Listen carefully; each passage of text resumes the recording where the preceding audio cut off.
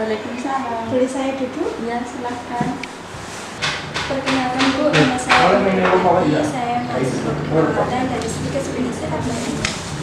Di sini saya praktek di rumah sakit ini sekitar 1 minggu, yang kebetulan saya menangani keluarga ibu, yaitu pasien yang menderita gangguan paham yang menganggap dirinya sebagai wali. Boleh saya tahu nama ibu? Saya Mbak Novi.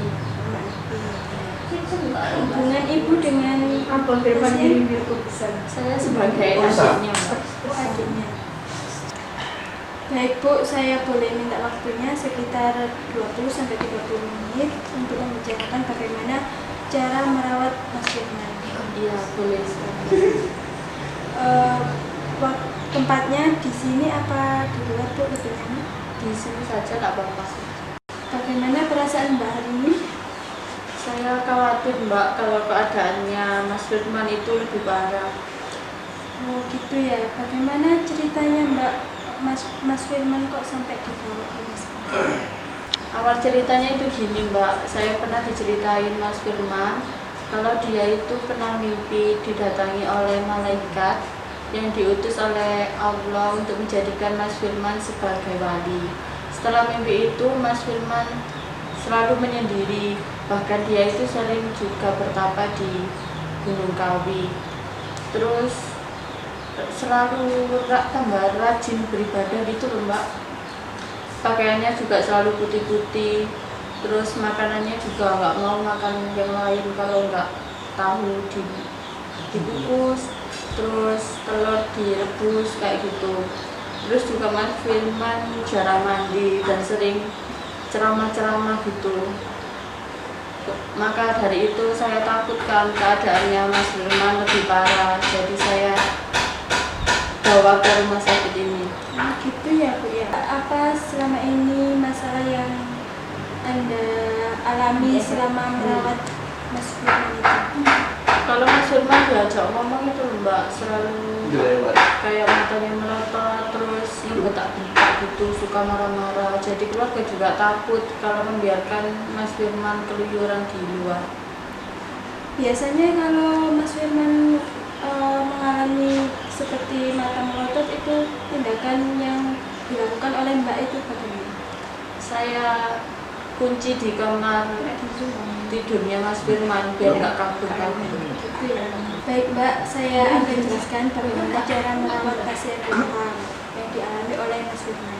Pertama-tama Mbak kalau berbicara dengan Mas Firman, tatap wajahnya supaya, atau perhatikan wajahnya supaya dia itu merasa dihargai kalau diajak bicara, dan proses berpikirnya itu dia itu menjadi tidak kacau gitu Mbak. Dan juga saat berbicara dengan Mas Firman, sebaiknya Mbak hindari yang nada tinggi dan keras supaya tidak memancing emosi dari Mas Firman itu sendiri. Kedua hal itu sebaiknya dilakukan oleh semua anggota keluarga yang berinteraksi dengan Mas Firman ya Mbak. Oh begitu Mbak. Iya Mbak. Mbak juga bisa dapat bercakap-cakap dengan Mas Firman tentang kebutuhan yang dia inginkan, seperti makanan apa yang disukai, hobinya apa, dan kesenangan dia itu apa. Bagaimana perasaan Mbak saat ini setelah kita berbincang-bincang tentang Mas Firman?